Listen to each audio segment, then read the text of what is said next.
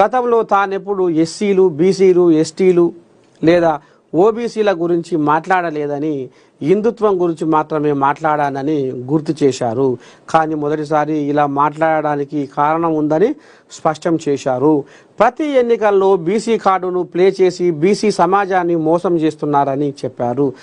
రాష్ట్రంలో బీజేపీని సర్వనాశనం చేసేందుకు దీపక్ రెడ్డికి అభినందనలు. కేంద్ర మంత్రి కిషన్ రెడ్డి టార్గెట్గా తీవ్ర వ్యాఖ్యలు చేసిన రాజాసింగ్ లంకల దీపక్ రెడ్డికి అభినందనలు తెలిపారు.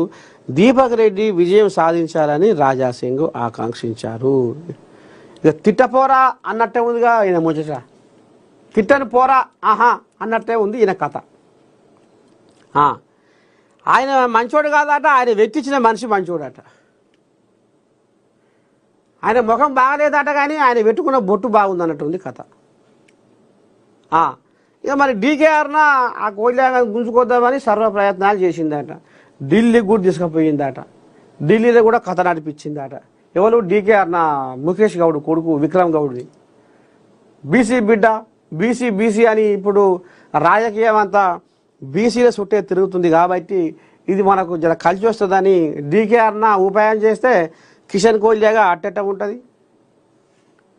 నా మాటే సాగాలి, నేను చెప్పింది వినాలని అది మంకు పట్టు బట్టి లంకల దీపకును రంగంలో దింపింది. ఇక వీళ్ళకు బీసీల మీద ప్రేమ ఏడముంది? బీసీలకు వ్యతిరేక బీజేపీ అని స్వయాన ఇక అండ్లకెళ్ళి బీజేపీ కమలం గుట్లకెళ్ళి బయటపడ్డ రాజాసింగే కాకర బీకల ముత్తుకోబట్టి ఇంకా ఈ కథ